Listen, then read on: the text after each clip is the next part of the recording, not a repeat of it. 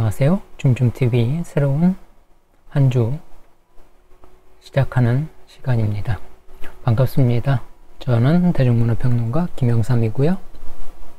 주말 잘 보내셨죠, 여러분? 네. 주말을 지나면서 이제 여러 소식들이 있었는데요. 이제 안철수 위원장님 소식도 있었고요. 또 기득권 정당의 그 바보 같은 소식들도 전해졌죠. 여전히 변함이 없는 것 같아요. 두 정당은 계속해서 삽질을 하는 것 같고, 안철수 위원장님 같은 경우는 계속해가지고선 자신의 일들 위주로 하는 것 같고, 또 꾸준히 안철수 위원장의 힘을 빼놓으려고 하는 그런 멍청한 짓을 하는 인간들도 눈에 보이고 있습니다. 그런 부분들을 갖다가 조금 어떻게 좀 바꿔야 되는 입장인데 정신을 못 차리네요. 그쵸? 제가 봤을 때는 참 정신을 못 차리는 것 같아요. 더불어민주당이 지금 정신을 못 차리고서는 그렇게 하는 부분들이야 안철수 위원장이 국민의힘을 위해 가지고서는 지금 노력하고 공동정부를 위해서 노력하고 있는데, 그런 부분들을 갖다가 그런 중요한 시기에 더불어민주당이 잘못하고 있다면 국민의힘은 잘해야 되는데, 그런 부분들을 못 보여주는 것 같아요. 시작하기 전에 벌써 자신들이 이제 어느 정도의 권력을 가져야 된다, 이런 그냥 소인배들이나 하는 짓들을 지금 하고 있으니까 참 답답한 노릇이에요. 그러니까 그런 부분들이, 그쵸? 여러분들도 아마 그런 생각을 할 거예요. 정작 취임하기 전에 뭔가 권력을 따먹기 위해서 서로 이제 그런 부분들을 보여주니까 참 바보 같은 일인 거죠. 그리고 이제 주말에 있었던 소식 중에 그런 부분들이 있더라고요. 민주노총이 백그라운드에 서 있고, 진보단체라고 하는 대진연이나 그것뿐만 아니라,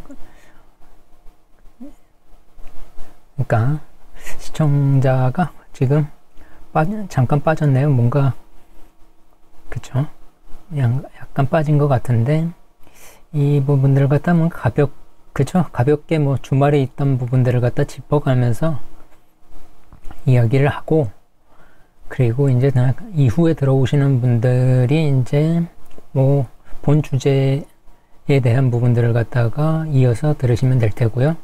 방송이 끝난 다음에 다시 한번 계속 나오니까 그 부분은 못 보신 분들은 그 부분부터 보시면 되는 거고, 그 진보단체가 그 주말에 시위를 했죠. 거의 북한 신봉단체라고 해야 될 정도로 그들이 주장하는 것들이 그렇게 보이더라고요. 그러니까 한미연합훈련을 갖다가 반대한다, 이런 부분들을 갖다가 시위를 하는데 참 어이가 없는 거죠. 그러니까 방역을 갖다가 완화하지도 않고, 지금 방치 수준이라 그런 건지, 자신들이 정권을 잡았을 때, 자신들이 지지하는 정권을 잡았을 때, 그때는 시위를 하지 않고 있다가, 그 경쟁하는 정당이 이제 5월 달부터 권력을 잡으니까 지금부터 벌써부터 시위를 하는 거죠. 근데 그 시위를 하면서 주장하는 게 그건 거예요. 한미연합훈련을 하지 말라. 근데 우리 국가 안보를 생각해서는 그런 말들을 하면 안 되잖아요. 근데 거의 국가 안보 사범에 준하는 그런 일들을 하고 있는 그런 부분들에 대해서는 참 황당한 부분이에요. 그래서 그런 부분들은 앞으로 그런 시민단체들 갖다가 추려가지고서는 뭔가 제재를 해야 된다고 저는 생각을 합니다. 그리고 그 뒤에 있는 민주노총에 대해서는 강력하게 컨트롤을 해야 되는 부분이라고 생각합니다. 그러니까 뭔가 그들이 활동할 수 없을 정도로 빡빡한 무언가 제재를 하지 않는 한 계속해가지고서는 새로운 정권이 왔을 때 계속 터치를 하려고 할 거거든요. 그리고 그 민노총이 그런 시민단체 여러 개를 끼고선 그런 짓들을 하면서 그 정상적인 정부가 생겨날 수 없을 거라고 보거든요. 그들이 아끼던 그런 정부에 대해서도 자신들이 뭔가를 갖다가 계속 힘을 갖다가 발휘해가지고서는 뭔가를 하지 못하게 하고 자신들이 힘을 갖다가 올려줄 수 있는 것만 계속 원하고 그 부정한 방법으로 불법적인 그런 시위를 함으로써 자신들의 힘만 계속 해가지고선 비약적으로 뭔가를 갖다 키우려고 하는 부분들이 있는 것이고, 그리고 자신들이 직접 뭔가를 하지 않는다고 하는 것을 보여주지만 결국에는 그들이 뭔가를 하고 있는 거죠. 그리고 촛불 집회 했을 때도 민노총은 무슨 이야기를 했는지 여러분들은 아마 기억하실지 모르겠지만 저는 분명히 기억하는 부분들이 있거든요. 그 부분들은 그거예요. 청와대 쪽으로 그 시위대가 갔을 때 제가 따라가고 있는데 뭔가를 주장하는 부분이 있었느냐 하면은 이석기를 석방하라, 이런 부분이 있더라고요. 그러니까 황당한 거예요. 이석기는 국가안보사범으로 들어가 있는데 민노총이 그 사람을 갖다가 사면하라고 그걸 촛불 집회 때 한 거죠. 그게 벌써 5년 전 일이었어요. 그러니까 그 이후에 계속 해가지고서는 강한 단체, 강한 시민단체, 민노총을 끼고 있는 시민단체들이 계속 해가지고서는 이 사회를 혼란시키는 부분들이 있었으니까 저는 그런 부분들을 제재하자, 그러는 거죠. 그러니까 자유도 어떻게 보면은 그런 울타리가 정해져 있는 부분인데 그 울타리를 갖다가 넘어서는 짓들을 하고 있는 부분들이니까 그런 부분들에 대해서는 제재가 필요하다, 이렇게 이야기를 하는 거고요. 그리고 주말에 박범계가 또 한 번 그 헛소리를 했죠. 그러니까 그들이 이제 인수위에 대해서 뭔가 나쁜 이야기들을 자꾸 하는 거예요. 그러니까 월권 행위들을 자꾸 하는 건데 그런 거죠. 3년 묵힌 산업부 강제 수사를 갖다가 이제 검찰에서 했다고 하는 거죠. 근데 검찰이 어디에 속해 있는 거예요? 법무부에 속해 있잖아요. 근데 법무부가 지금 그런 말들을 한다는 것 자체는 그런 수사를 갖다가 못하게끔 하는 차원 아닌가요? 그렇다면 박범계는 그 수사권을 갖다가 지금 과도하게 말이 안 나네. 과도하게 뭔가를 갖다가 압박을 해가지고선 누르려고 하는 거죠. 그러니까 그런 부분들에 있어서 박범계는 처벌 대상이 되어야 한다고 저는 생각을 합니다. 그렇게 지금 자신들이 할 말이 인수위 기관이라면 넘겨줘야 되는 부분인데 거기에서조차 자신들이 뭔가를 갖다 찾아 먹으려고 하는 부분들, 이런 부분들이 보이고 과도하게 이제 월권 행위를 하는 부분들에 있어서는 좀 그런 부분들에 대해서 누군가는 저지해야 되지 않을까, 그런 부분들이 있어요. 그러니까 그 부분들에 대해서 그 안철수 위원장이 한 말이 그거와 거의 같다고 저는 생각하는 게 뭐냐면은 요거를 보시면 그거잖아요. 안철수, 문정부의 말년병장 떨어지는 낙엽도 조심해야. 이 말이 뭐냐면은 그런 거예요. 인수위에 대해서 적당한 부분들에 대해서 자신들이 인수해야 될 부분은 온전하게 인수를 하고 그 월권에 대해서는 하지 말라, 그런 거죠.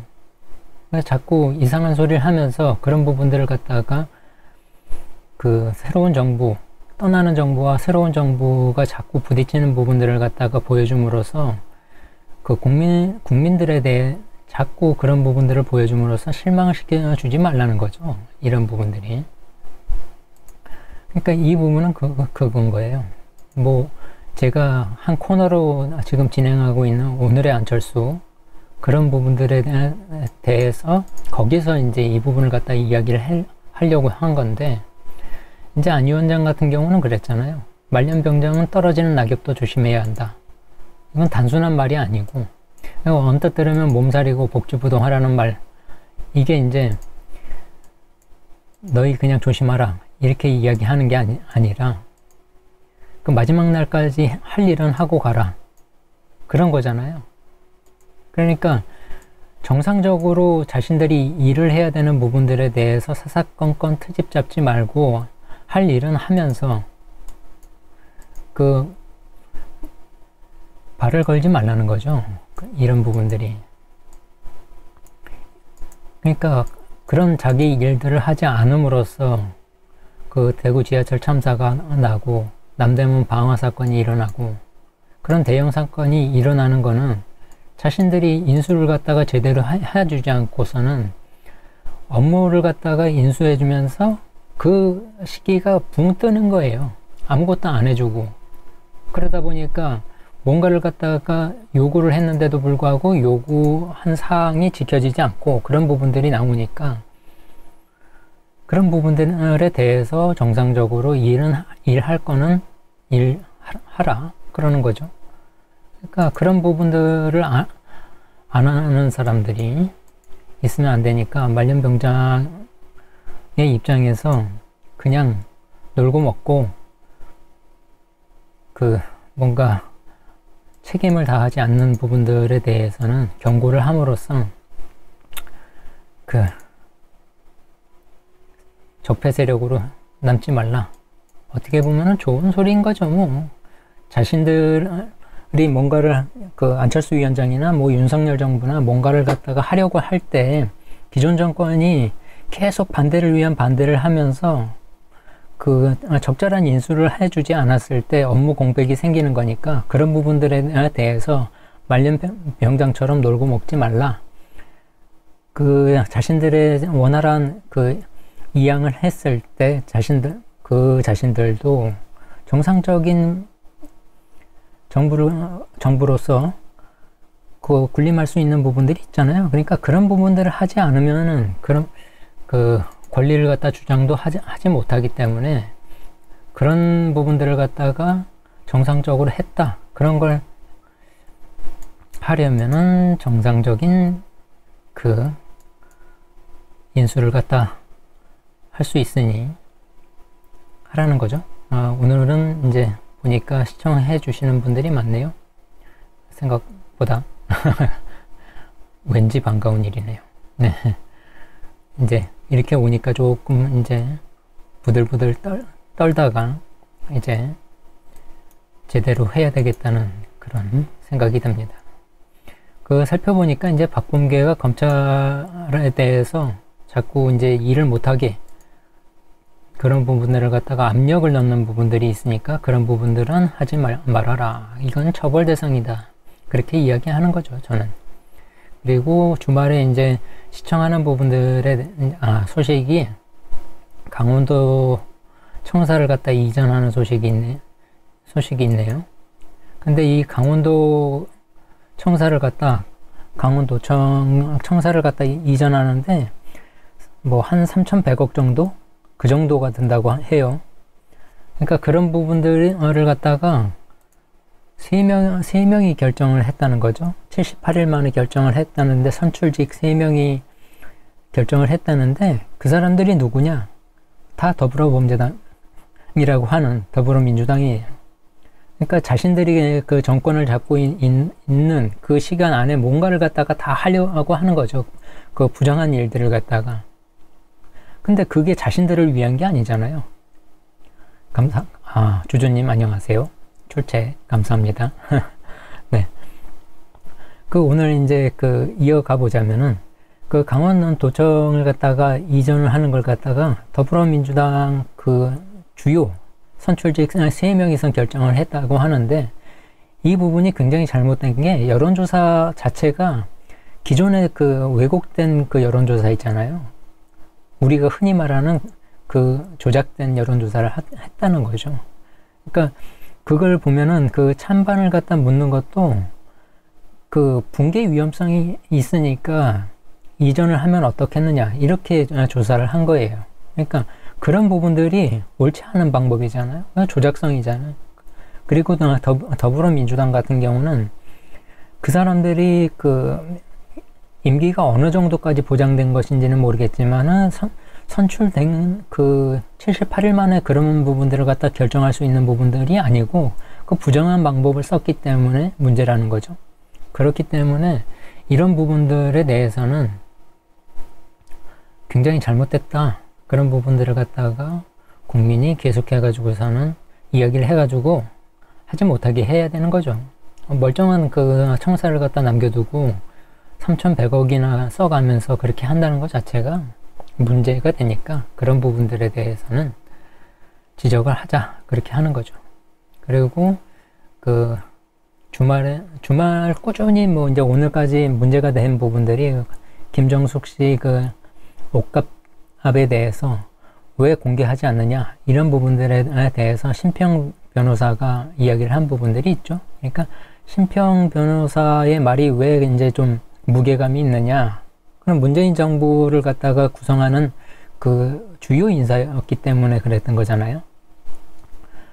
그 사람 같은 경우는 소신이 있는 변호사고 뭐 진보 쪽에서는 그래도 자신들의 뭐 소신을 갖다가 그래도 꾸준히 제대로 이제 주장을 했던 사람인데 심평 변호사가 그런 말들을 하니까 더 무게감 있게 다가오는데 역시나 이제 심평 변호사도 그런 말들을 하는 거죠. 그 왜 비공개를 하느냐는 거죠. 그 개인정보가 들어가 있지도 않은 건데 계속 해가지고서는 비공개할 이유가 뭐냐 그걸 왜 항소하느냐 이렇게 하는 거죠.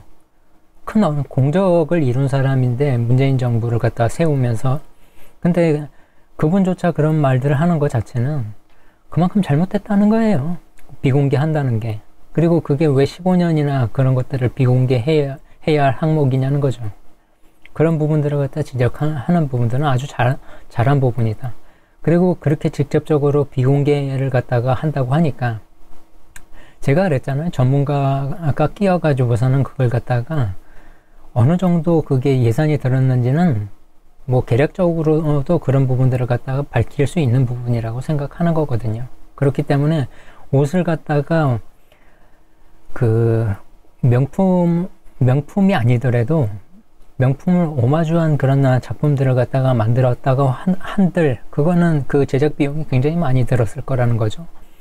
그 문재인을 갖다 지지하는 그쪽 지지자 같은 경우는 그런 오마주 작품이나 이런 부분들은 패턴이라고 하는데 그 패턴 그 원사 같은 경우들이 돈이 많이 안 들 거라고 이야기를 해요. 하지만 그걸 작품으로 만들어내는 거는 그 아티스트들이 다 있잖아요. 디자이너들이 그 공인 비용이라고 하는데 어떻게 보면 그런 공임을 해가지고서는 예산 낭비가 되는 부분도 분명히 있는 부분이고 그런 부분들이 다 사치성이잖아요. 그리고 뭐 브로치나 뭐 이런 부분들이 누구는 뭐 2억이 아니고 2만 원짜리라고 해서 문제가 될 게 없다고 하는데 2만 원이든 2천 원이든 그런 부분들이 계속 해가지고는 그 수백 종이면 그게 문제가 될 일인 거죠. 그걸 세금으로 썼으면. 그게 왜 2억이면은 사치품이고 2만 원이면 사치품이 아닌 것처럼 그렇게 이야기를 하는지 그런 부분들에 대해서는 정당한 건 아니라는 거죠. 그러니까 그 지지자들이 그렇게 할 수 있는 이야기는 아니에요. 그러니까 쉴드 칠 일이 아니라는 거죠. 그래서 이제 누리꾼이 찾아낸 부분들을 보니까 그래요. 한번 쭉 읊어볼까요? 그러니까 원피스가 34벌, 투피스가 49벌, 그래서 83벌이라고 하죠. 그것만 해서. 그리고 이제 그걸 좀 더 들어가 보면은 그래요. 코트 24벌, 롱 재킷 30벌, 원피스 34벌, 투피스 49벌, 바지 수트 27벌, 블라우스, 셔츠 14벌. 그렇게 착용한 거로 집계가 됐다고 해요. 장신구의 경우 한복 놀이개가 51개, 스카프 머플러가 33개, 목걸이가 29개, 반지가 21개, 브로치가 29개, 팔찌가 19개. 와, 정말 엄청나죠? 이 정도면 뭐 사치의 수준을 넘은 거죠. 뭐 예전에 박근혜 한복이나 뭐 정장이나 이런 부분들을 갖다 했을 때 그 사치품이라고 그렇게 욕을 했는데 그거 보면 뭐 한 2배 정도는 돼 보여요. 이런 부분들을 갖다 그렇게 사치를 해놨으니까 비공개 목록으로 지정을 한 거겠죠. 그 봤을 때 그렇게 사치를 하고 비공개 하니까 그걸 지적하니까 그거 가지고서는 계속 뭐 사치품 아니다 이렇게 하는데 사치품이 아니라고 한다면 공개를 하라는 거죠. 왜 공개를 못하냐는 거죠. 그거는 마땅히 공개해야 될 건데. 그러니까 저는 참 답답한 거죠. 그리고 이제 그 사회 쪽 이야기 중에 그 서울 쪽에서 그 여론조사를 한 부분이 하나가 있는데, 그 배달비가 어느 정도가 이제 적정하냐 이런 부분들을 갖다 서울시 쪽에서 그 일반인들한테 조사를 한 거죠. 근데 조사 결과 2,000원 이하라고 답한 사람들이 거의 대부분이라고요. 이야기가 나오더라고요. 그러니까 1사분기 서울시 소비자 체감 경기와 배달 서비스 이용 현황 그 정책 리포트 중에 이제 1200가구를 대상으로 했다고 하죠.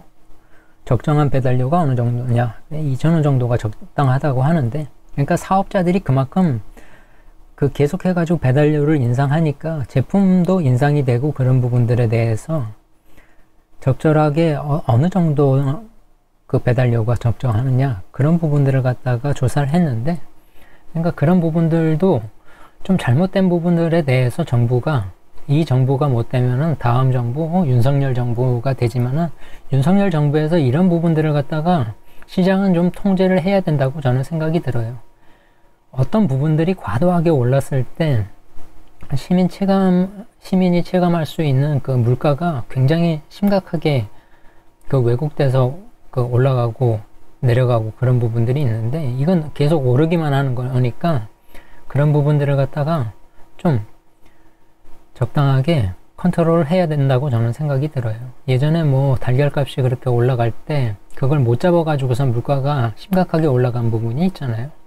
그래서 그리고 그렇게 이제 육개 쪽이 올라가니까 이제 따라서 뭐 그 고기값도 꽤 많이 올라가고, 뭐 그것뿐만 아니라 원재료에 비하는 것들이 굉장히 많이 올랐잖아요. 뭐 달걀값도 오르고, 그러니까 육가공 업계 전체적으로 오르고, 뭐 팥값도 오르고, 뭐 물가가 안 오른 게 없을 정도로 많이 올랐는데, 뭐 집값뿐만 아니라 물가 전체에 대해서 올랐으니까 문재인 정부는 다 실패를 한 거죠.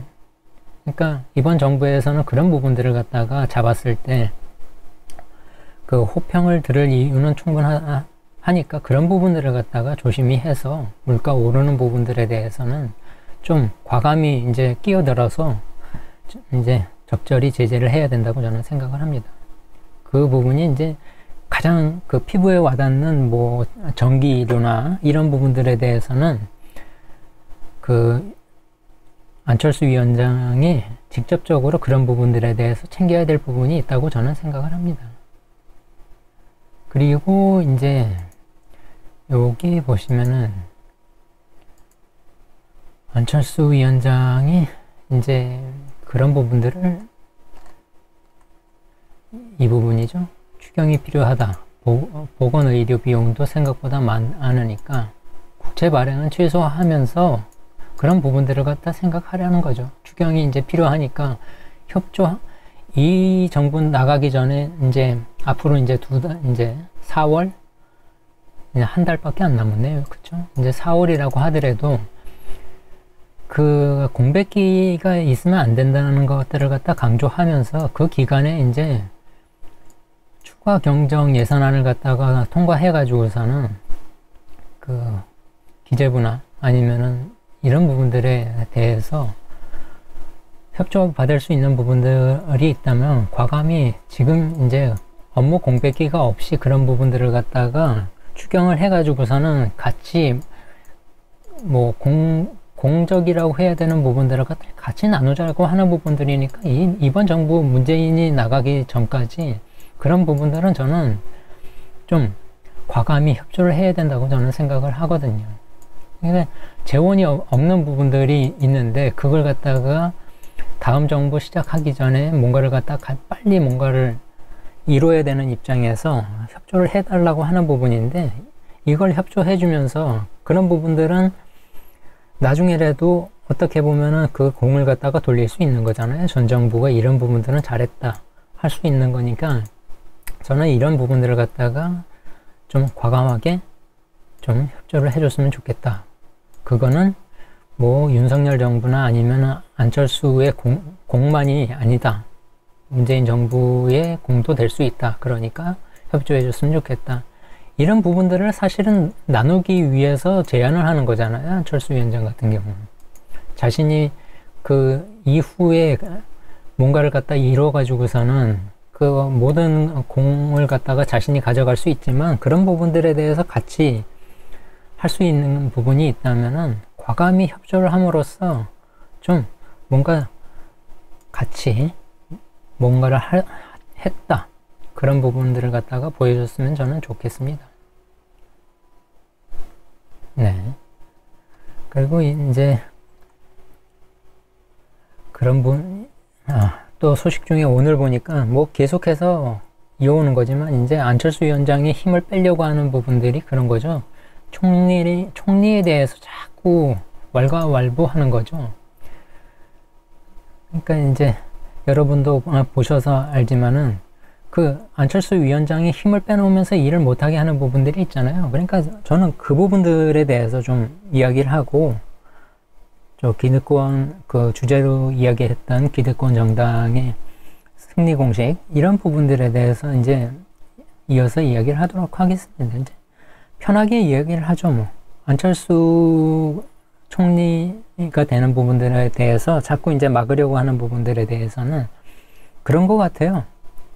자신들의 권력 잡기를 위한 주도권 잡기죠. 그게 권성동 같은 경우는 자신들의 파 어떻게 보면 권성동이 움직이는 걸 보면 MB파 같아요. 꼭 움직이는 게 이준석하고 유승민이 있는 유승민계도 아니고 그렇다고 해서 친박도 아닌 것 같고 그렇죠? 윤핵관이라고 하는 사람들이 친박은 아니잖아요.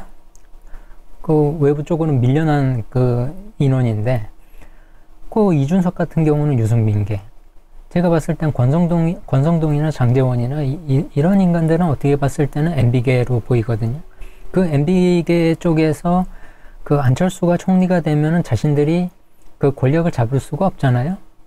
이준석 쪽에는 계속해가지고 회방을 놓을 거라고 생각을 하고 이준석이 떨려나더라도 유승민 쪽에서 누군가는 올라올 것이니까 그 부분들을 갖다 미리 이제 그 고지를 갖다 점령하기 위해서 그 권성동 쪽에서 안철수의 힘을 빼려고 하는 거죠. 그러니까 전혀 그 이름이 없는 뭐 용병으로 쓸만한 그 뭐 박주선이나 한덕수나 그런 사람들을 갖다 자꾸 입에 올리고 권영세를 입에 올리는 것 자체가 뭐냐면은 그 사람들을 갖다 용병으로 쓰려고 하는 것 같아요. 그러니까 그쵸? 권성동의 그 발언이 가소롭다고 하는 게 그런 부분인 거죠. 그러니까 자신들의 권력을 잡기 위해서 어느 정도 깔아놓는 거죠. 그런 세력들을. 권영세나 아니면은 그 한덕수나 또 김한길이나 자꾸 되지 않을 이름들을 갖다 자꾸 올려놓는 거는 안철수의 힘을 빼놓으려고 하는 거예요. 그래서 안철수가 온전하게 일을 못하게끔 만드는 거잖아요, 지금. 그러니까 최대한 무능력하게 뭔가를 갖다가 만들어 놔야 자신들이 그 권력을 잡는데 이득이 있겠다고 생각을 하고 그런 부분들이 보이니까 자꾸 안철수의 힘을 빼놓고 엉뚱한 사람들의 이름을 올려가지고서는 그 사람이 조금 능력이 없는 부분이 보이게끔 하려고 하는 거죠. 그리고 근데 초대 총리잖아요. 초대 총리면은 뭐 충분히 안철수한테 줘가지고서 어느 정도 안정기를 가져도 좋은데 왜 그렇게 굳이 그렇게 힘을 빼놓으려고 하는지 그 안철수 지지자뿐만 아니라 일반적인 상식을 갖고 있는 국민들이 봤을 때는 굉장히 답답한 거예요. 그런 부분들이. 시작도 하기 전에 어떻게 보면 힘을 빼놓고서는 자신들은 나 잘한다 그런 이미지를 줘야 되는데 그런 이미지를 가져가려고 하지 않고 우선 자기들의 권력 잡기부터 하잖아요. 그러니까 되게 멍청한 거잖아요. 예. 권성동 같은 경우는 계속 해가지고서는 뻘짓을 하는 거예요. 그러니까 자신이 뭔가 그 주요 권력이라고 할 수 있는 자리에 못 앉는 거잖아요. 장제원 같은 경우는 그런 걸 숨길 줄 아니까 어떻게 보면은 비서실장이라도 받아먹는 거고. 근데 멍청하게 그 권성동은 그런 부분들도 생각을 못 하는 거예요. 욕심이 많은 거예요. 계속 해가지고선 자기 앞에다 뭔가를 끌어놓으려고 하니까 아우 그냥 쉽게 얘기해가지고선 아 저놈은 욕심이 과하구나. 그러니까 그 윤석열한테는 진짜 친한 친구인데 그 친구한테도 뭔가를 줄 수가 없는 거죠. 권성동한테 뭔가를 줬을 때 자기 친구니까 줬다. 그런 말이 안 나올 것 같은가요? 분명히 나온다는 거죠. 그러니까 못 주는 거예요. 장제원 같은 경우 친구가 아니니까 줄 수 있는 거고. 근데 욕심을 그렇게 드러내지 않잖아요. 근데 권성동은 너무 드러내는 거예요. 계속해가지고서는 뒷말 하는 게 다 권성동이잖아요. 그 여권 측 아니면 윤석열 측 이렇게 하는 사람이 권성동인 거예요. 지금 봤을 때는. 장제원 같은 경우는 그렇게 대고 이야기를 하지 않잖아요. 근데 권성동은 대놓고 그렇게 이야기를 해요. 그 종편이나 이런 데 출연해가지고선 계속해가지고서는 그 안철수가 그렇게 하면은 뭐 욕심일 거라고 자기도 생각할 거라고 그냥 미리 초를 치잖아요. 그런 거 자체가 권성동이 그 권력을 갖고 싶다는 부분들인 거예요. 계속해가지고서 안철수 총리 하는 부분들에 대해서 누군가를 꽂으려고 하는 부분들이 자신이 올라가고 싶거나 아니면은 그 다른 사람들을 갖다가 하면서 힘을 빼놓을 수 있다 생각을 하니까 미리 견제를 하는 건데 그런 부분들이 굉장히 잘못된 거죠. 그러니까. 그렇게 한다면은 자신들도 어떻게 보면은 저는 이런 말을 하고 싶어요. 권성동이 그런 말을 하면서 저는 힘이 빠질 거라고 생각을 하거든요. 권성동 뿐만 아니라 윤석열의 지지율이 계속 빠지는 것도 그 이유고 그 문재인의 지지율이 빠지지 않고 있는 것도 그런 부분들이니까 만약에 그 주주님도 얘기하셨지만은 초대 총리를 갖다 잘못 뽑으면 윤석열과 국힘은 끝이라고 했는데 그러니까 저도 이제 지금 이야기하려는 부분도 사실 그거예요. 그 권성동이 그렇게 함으로써 윤핵관들이 그렇게 그 부정적인 일을 하면서 안철수가 총리가 되지 않는 일이 발생했을 때 어떤 일이 발생할 것 같은가요? 제가 봤을 때는 그렇거든요. 안철수를 총리를 갖다가 초대 총리로 하지 않는다면 지금 공동 그 정부에 대한 구성하는 부분들에 대해서는 파기하는 걸로 가는 거잖아요. 그렇다면 그 안철수를 지지하는 사람 그리고 그 민주당이면서 안철수를 지지하는 사람 국민의힘이면서 안철수를 지지하는 사람 그 일반 시민으로서 안철수를 지지하는 사람들은 지금 국민의힘을 지지하는 그런 세력은 안 된다는 거죠. 그럼 그 사람들이 어디로 가겠어요? 다 민주당으로 간다는 거죠. 그리고 민주당으로 가지 않는다고 하더라도 저 같은 사람들은 그 전략투표권자라고 저는 생각을 하거든요. 전략투표권자들은 다 민주당을 찍을 거라는 거죠. 그러니까 저는 그렇게 인도를 하고 싶어요. 지금 그 사람들이 만약에 약속을 지키지 않아가지고서는 공동정부 구성되는 게 이제 파기가 되는 거라면은 저 같은 사람이나 그 정상적인 상식적인 사람들은 그 안철수 표를 갖다가 그 안철수를 지지하면서 그 사람들이 다 민주당으로 갔으면 좋겠다는 거죠. 약속을 갖다가 공동정부를 구성하겠다고 약속을 했는데 그걸 갖다가 파기했는데 어떻게 그걸 지지하겠어요?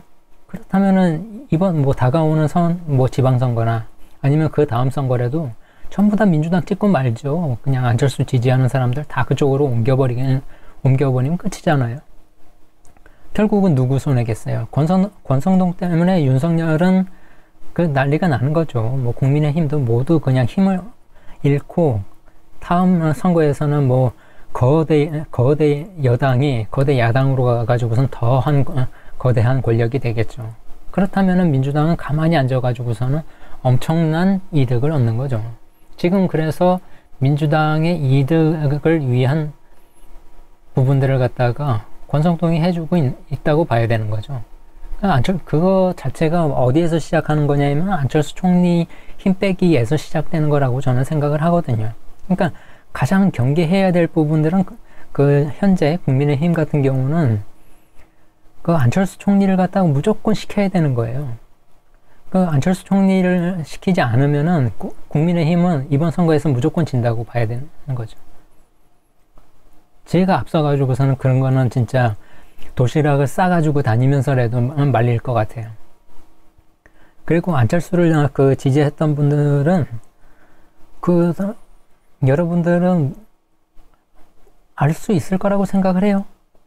어떻게 보면은 여러분도 알 수 있을 거라고 생각을 하는데 제 주변에서는 그랬어요. 그 민주당 지지자지만은 안철수 지지를 하는 사람들도 있었어요. 안철수가 나오면 안철수를 뽑아주겠다 그런 분들이 많았고, 실제 중도나 중립을 걷고 있는 시민들 같은 경우 안철수를 찍어준다는 사람 굉장히 많았잖아요.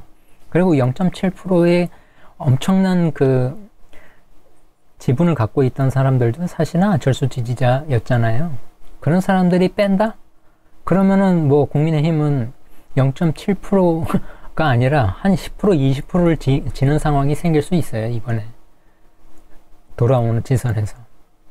그 외에 그 손해보는 일들을 갖다가 뻔히 지를 거 뻔한데 왜 그런 부분들을 갖다가 자꾸 사가지고서는 화를 갖다가 이제 돋구는지 저는 정말 이해를 못하겠어요. 그래서 국민의힘에서 그 전체 정당의 차원에서 가장 경계해야 될 부분은 그거예요. 이준석의 헛소리, 그리고 권성동의 헛소리인 거예요. 그 두 사람의 헛소리만 잘 단속을 하더라도 지지율은 빠지지 않을 거거든요. 근데 계속해가지고 지지율이 빠지는 거예요.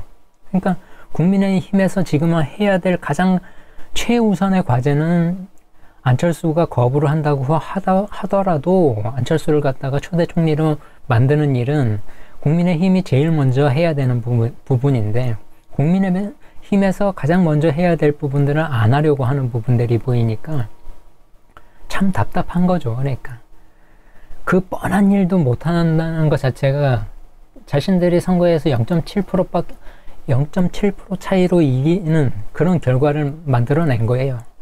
그러니까 이준석이 헛짓거리를 한 것뿐만 아니라 그 윤핵관이 헛짓거리를 했기 때문에 그렇게 힘들게 이긴 거거든요. 그러니까 자신들이 충분히 그 차이를 갖다 엄청 키워가지고서는 이길 수 있었는데, 그 0.7%밖에 이길 수 없었던 거는 그렇게 분탕질을 서로 했기 때문에 그런 부분들이 있는 거고, 그런 부분들을 갖다가 안 보여야 되는 부분들이 그 안철수 총리를 갖다가 견제하는 부분들이 있거든요. 그러니까 그런 부분들을 갖다 하지 않아야 된다는 거죠.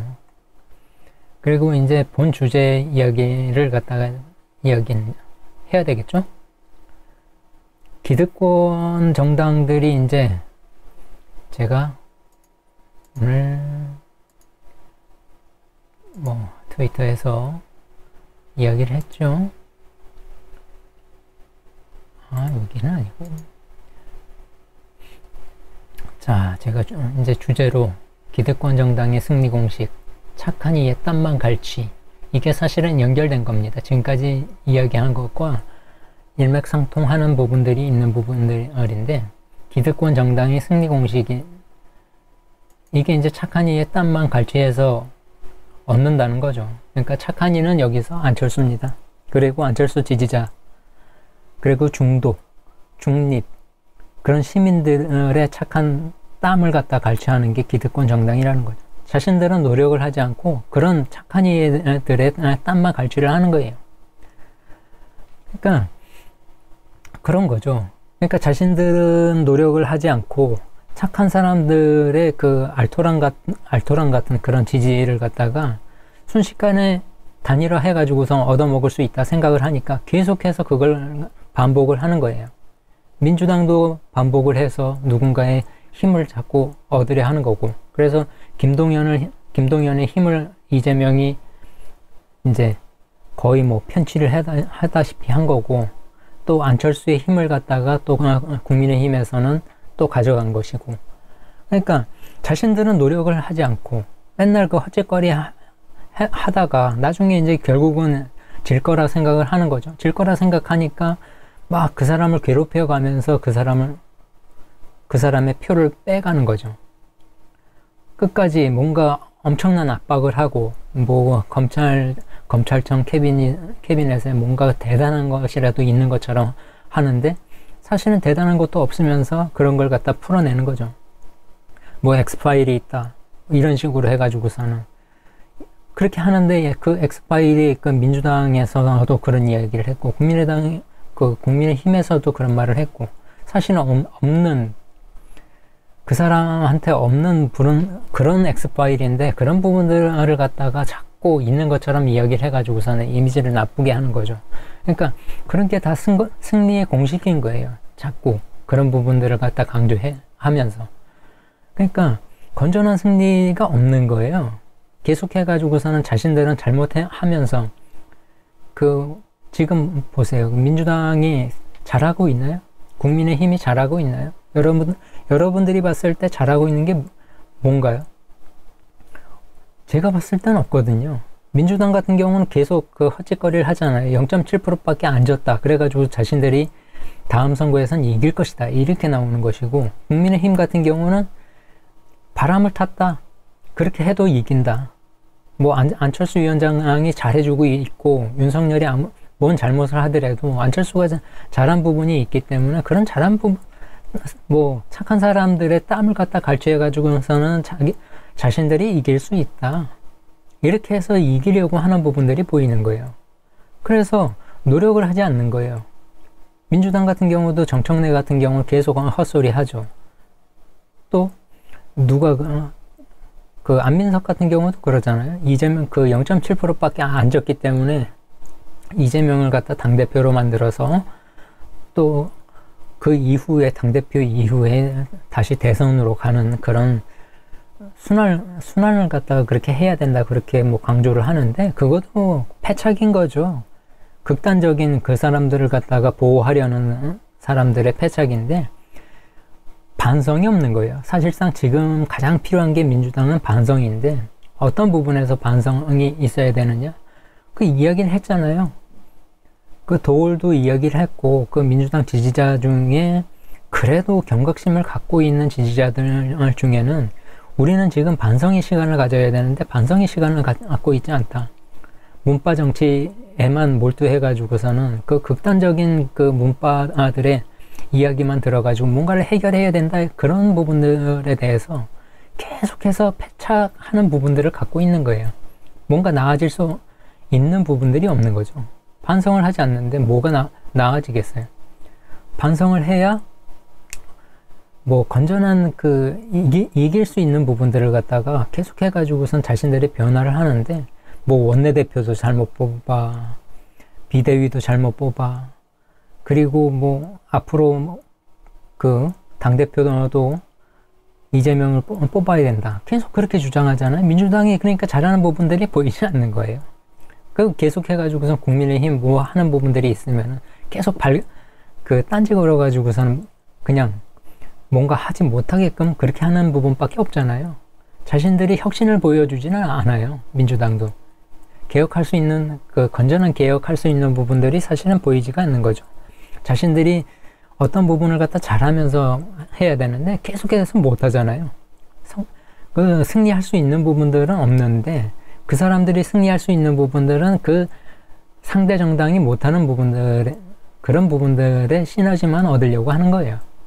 그러니까 계속 해가지고서는 승리할 수 있는 부분들은 없는데, 승리를 가져가는 부분들은 착한 사람들이 일궈놓은 그런 노력을 갖다가 편취하는 방법으로만 이기려고 하는 거죠.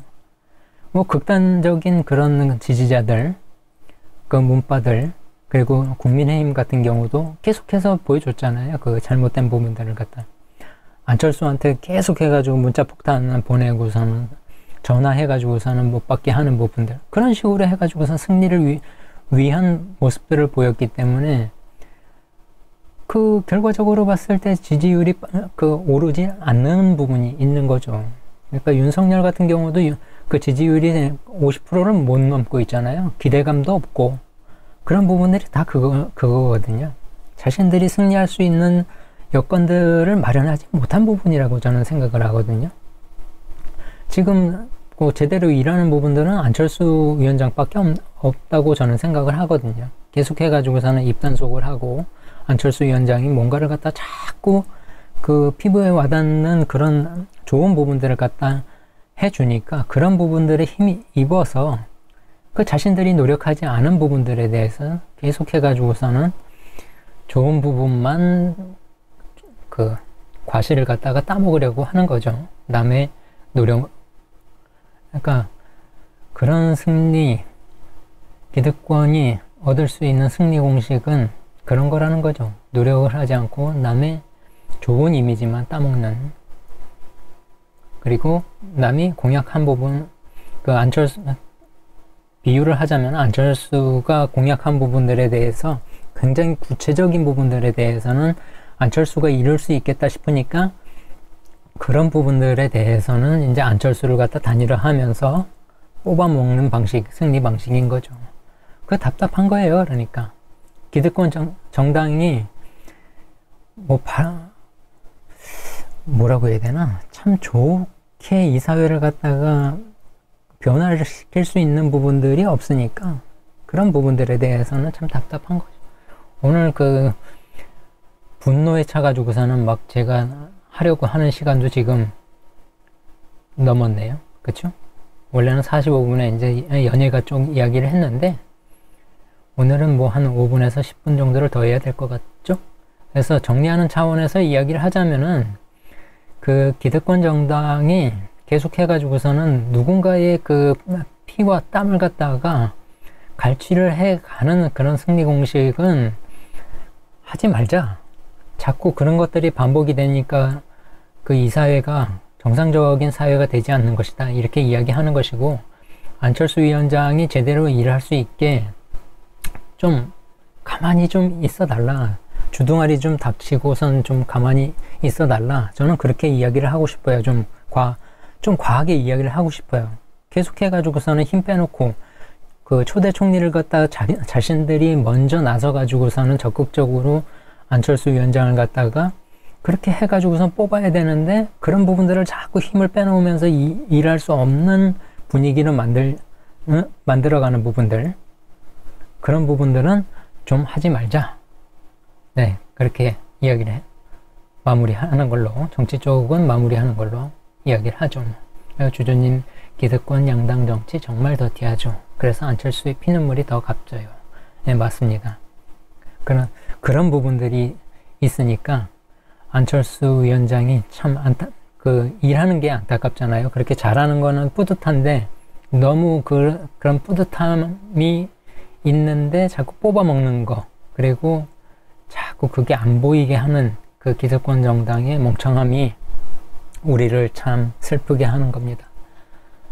그래서 이제 정치 쪽은 여기서 이제 마무리하는 걸 하고요. 이제 주말 지나면서 이제 연예 쪽에는 그 잘못 전해진 가짜 뉴스였는데, 리쌍이 이제 4년 만에 재결합한다, 막 그런 한참 그런 소식이 있었는데 사실이 아닌 거로 밝혀졌죠.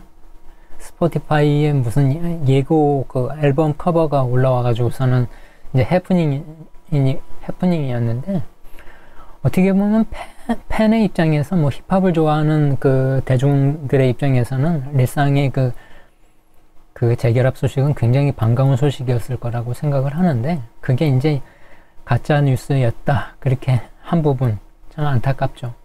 제가 봤을 때는 저도 기대를 했었거든요.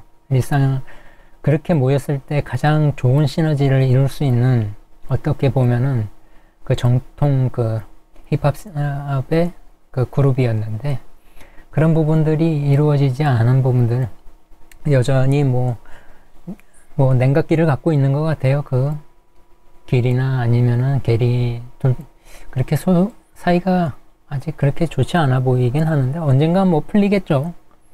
저는 그 사람들이 좀 재결합을 뭐 개인적으로 했으면 좋겠어요. 해프닝이었지만은 어떻게 보면 아쉬운 부분이었던 거죠. 그리고 또 파친코를 보니까 그 손자 역으로 나오는 진아가 아직 사과를 안 한 부분도 오늘 뭐 계속해서 뉴스가 나왔던 부분이고, 뭐 그런 부분들은 근데 제가 봤을 때는 지금 이루어지기는 힘든 부분이라고 저는 생각을 해요. 지금 3회까지 나온 부분인데, 파친코가 지금 3회까지 나왔는데 앞으로 8부작이라는 거죠. 근데 8부작이 나오기 전까지 진아가 사과를 할 수 없는 그 시기라고 저는 생각을 해요. 그리고 뭐 진아가 한국에서 계속 사는 그런 사람이 아니기 때문에 이후에 뭐 사과를 한다면은 그때 이루어질 거라고 저는 생각을 하고, 지금은 뭐 나왔으면 좋겠지만은 그 극을 갖다가 몰입을 갖다가 방해하는 요소라고 생각을 하기 때문에 그렇게 생각할 거라고 저는 생각을 해요. 그랬기 때문에 사과가 당장은 이루어지지 않겠다 싶네요. 네. 그리고 주말에 이제 뭐 기안84가 첫 개인전을 했다고 해요. 거기 이제 한혜진이 왔다고 해서 우정이 이제 이슈가 됐는데 잘한 거라고 생각을 해요. 나 혼자 산다에서 이제 한혜진 같은 경우 기안84하고 좋은 모습을 보여줬잖아요. 뭐 그런 우정들이 계속 이어지는 부분들은 칭찬을 해야죠. 뭐. 그리고 한혜진 같은 경우는 그 뭐 나 혼자 산다에는 직접적으로 지금 출연을 못하고 있는 상황이잖아요. 뭐 전현무가 있고 전 연인이었기 때문에 뭐 지금은 뭐 서로 다른 입장이기 때문에 그런 부분들은 충분히 배려해야 되는 입장인 거고, 대중이 배려해야 되는 입장인 거고, 그 개인끼리 그렇게 이제 찾아가는 부분들이 계속 이어지는 부분들에 대해서는 저는 참 건전하다 생각이 듭니다. 그렇게 계속해서 교류를 했으면 좋겠어요. 서로 뭐 이제 그런 부분들이 교류가 이어지면서 우정도 깊어지는 거죠, 뭐. 그리고 그 개인들이 외로운 부분들이 있을 건데, 그렇게 계속 이제 인연을 이어가면서 보완하는 부분들이 있으니까 저는 그 기계적인 만남이 아닌 그런 부분들이 있으면 좋겠다 생각을 합니다. 그리고 이제 뭐 임시완이 그 우크라이나 러시아의 침공 때문에 그 손해보는 부분들을 갖다가 어떻게 보면은 이제 기부를 통해 가지고선 좋은 선한 영향력을 펼쳤는데요. 개인적으로 굉장히 이제 그 임시완에 대해서는 칭찬을 많이 해주고 싶어요. 여러 이제 방법이 있는데, 도와주는 부분들이 여러 방법이 있는데, 뭐 직접적인 기부 방법도 있는 거고, 그렇게 간접적인 기부 방법도 있는 거고, 그러니까 임시완이 택한 부분들인 거고, 존중을 하고 굉장히 이제 좋다 저는 생각을 합니다. 그런 방법도 있고, 저는 이제 여유 있는 사람들은 그 우크라이나 그 대사관이 있잖아요. 대사관 쪽으로 갔다가 기부를 할 수 있는 채널들이 있어요. 그런 부분들이 마련되어 있으니까 그렇게 기부를 하는 방법도 있는 거고, 임시완처럼 이제 호텔을 갖다가 노쇼 기부를 한 부분들이 있는데, 그런 부분들은 그 연예인들이 다양한 방법으로 기부를 하는 방법들은 좋다. 저는 그렇게 생각합니다. 윤여정 씨도 이번에 아카데미 시상식에 가가지고서는 그 파란 리본을 달았잖아요. 그 부분도 난민들에 대해서 이제 기부를 할 수 있는 부분들을 갖다가 그 이슈를 갖다 그쪽으로 이제 넘기면서 좋은 영향력을 갖다 펼친 거잖아요. 그래서 존경스럽더라고요, 윤여정 쌤이. 그리고 또 존경스러운 게 이제 그쪽으로 이제 제가 넘길게요. 임시완 쪽 칭찬을 하고, 윤여정 선생님도 이제 칭찬을 하는 차원에서 아카데미 시상식에서 칭찬할 부분들이 또 있었잖아요.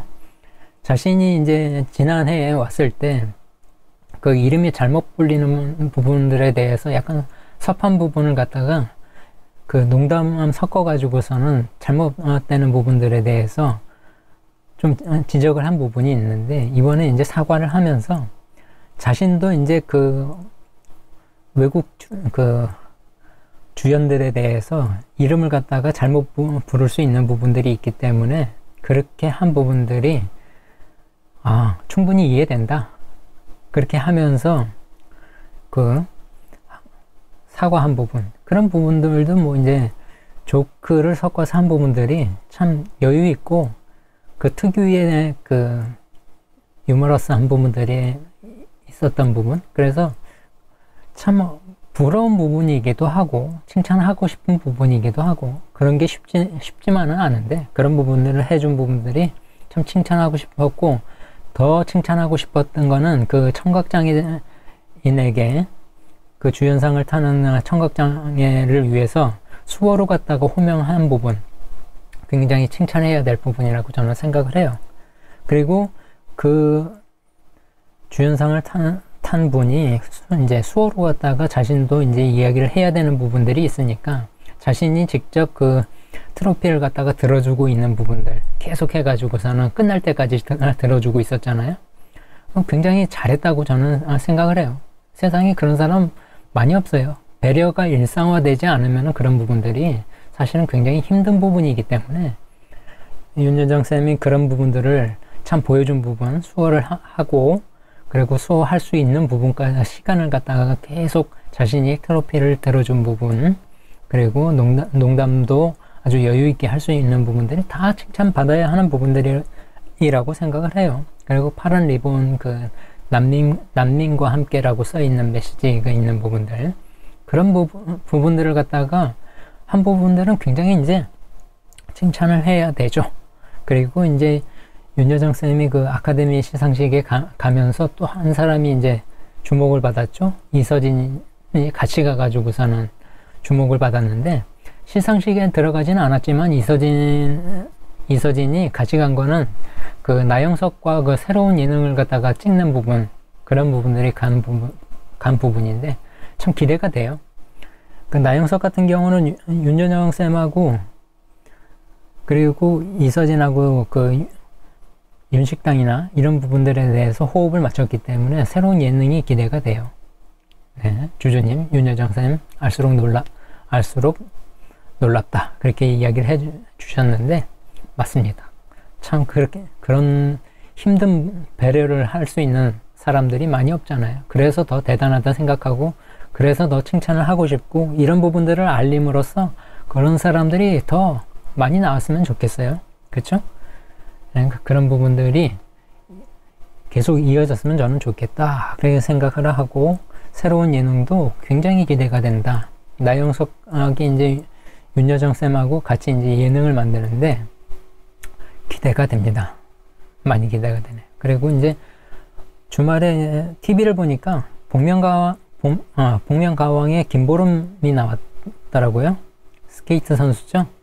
김보름 같은 경우도 억울한 부분들이 있었잖아요. 그러니까 스포츠 선수지만은 예능에 나왔으니까 이제 제가 얘기를 하는 거죠.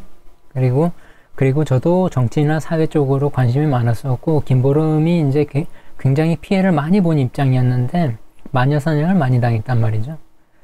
이런 마녀사냥이 사회 전반적으로 많이 있었고, 또 문화 쪽에서도 많이 있었잖아요. 문화연예 쪽에. 자신들이 좋아하는, 어떻게 보면 그 연예 스타들이 있었는데 이런 마녀사냥을 많이 당했어요. 알게 모르게.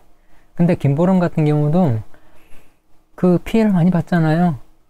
그러니까 노모씨라고 하는 그 여성 스케이터가 그 김보름에 대해서 그 안 좋은 말을 해가지고서는 그 전 국민적으로 마녀사냥을 당한 부분들이 있거든요. 그리고 또 시사 쪽 프로그램을 나와가지고서는 굉장히 마녀사냥이 심한 그런 시사 프로그램에 나와가지고서는 하니까 그쪽을 지지하는 사람들은 전부 김보름을 욕했단 말이죠. 그 사람이 바로 김어준이에요. 선동가. 우리나라 대표적인 선동가 그 김어준 씨 그 프로그램에 나와가지고 그 노모 씨가 김보름에 대해서 굉장히 안 좋은 말들을 갖다 했기 때문에 김보름이 마녀사냥을 당한 거잖아요.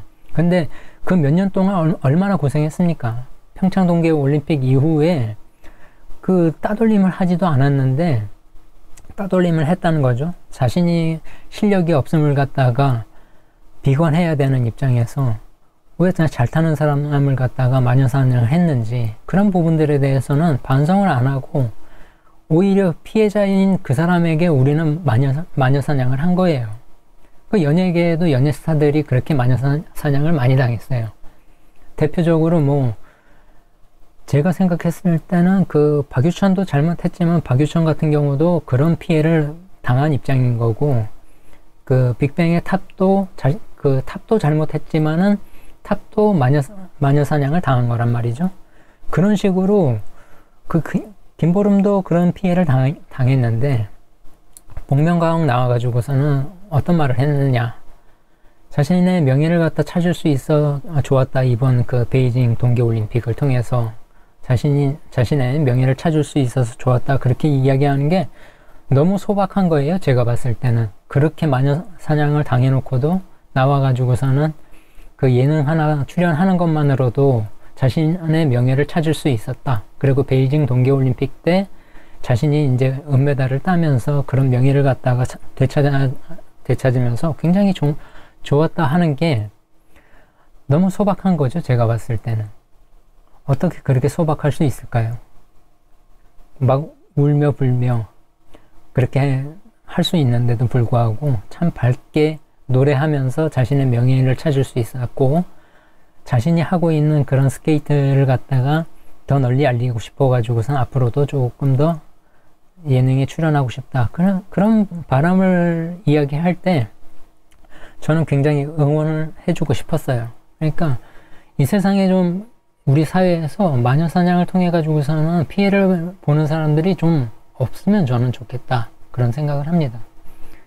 그리고 이제 아까 그 정치 쪽이 이제 말이 길어지면서 이야기가 조금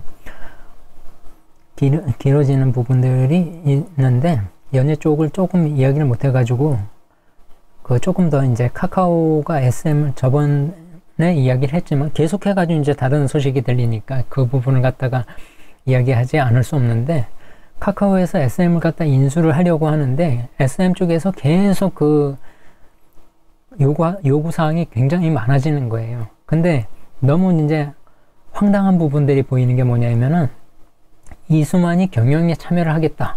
그게 솔직히 말이 되나요? 여러분들은 말이 된다고 생각을 하시나요?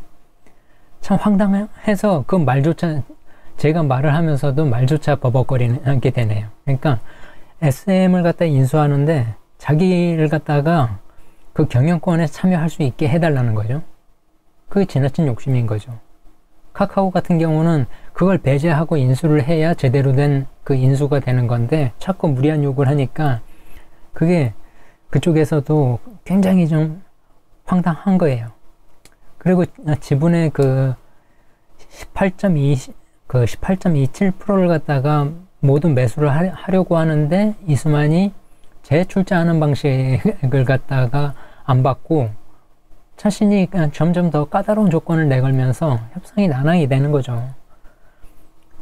그러니까 정상적으로 인수를 하더라도 계속해가지고서는 그 이수만이 뭔가 경영권에 참여하면서 더 뭔가를 갖다 달라, 이런 식이 되니까 카카오 같은 경우는 진짜 황당한 거죠. 그렇기 때문에 저는 꾸준히 그 카카오엔터에게 SM을 인수하지 말라, 그렇게 반대를 하는 거죠. 그러니까 제가 주제에 썼던 카카오의 SM 인수를 반대한다. 그건 그거예요.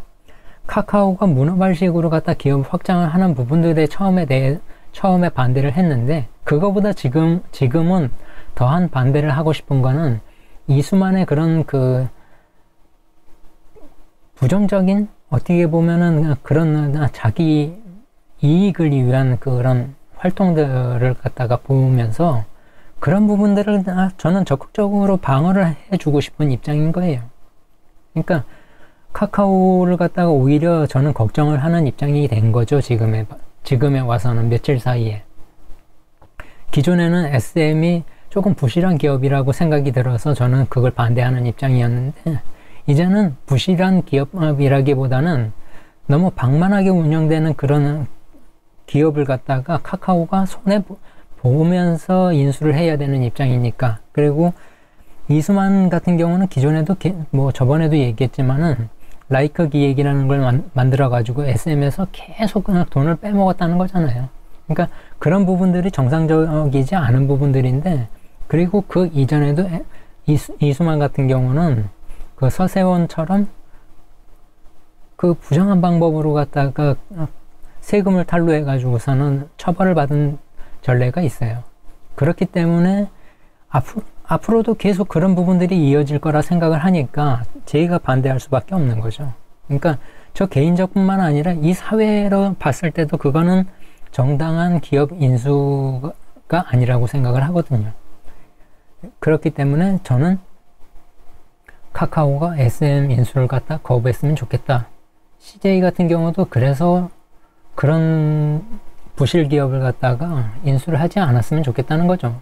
중국 자본이 들어와 가지고서는 거의 먹힌 상태에서 그 알짜라고 생각하지 않는 기업을 갖다가 왜 카카오가 인수를 해야 되는 거죠?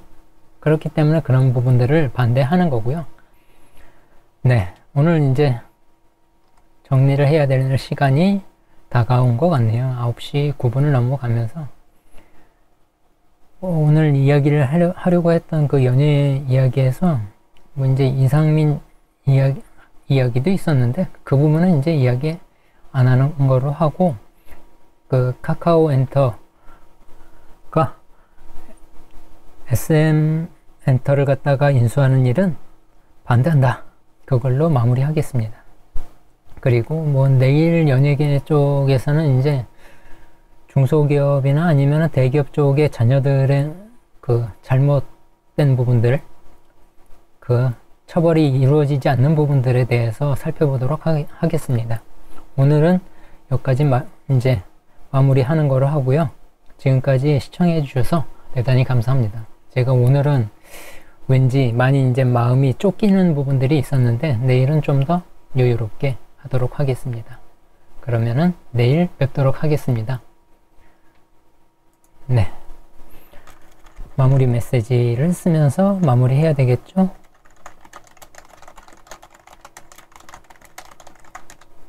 네. 인사를 드렸습니다. 내일도 찾아뵙도록 하겠습니다. 오늘은 제가 좀 떨었습니다. 네. 내일 뵐게요.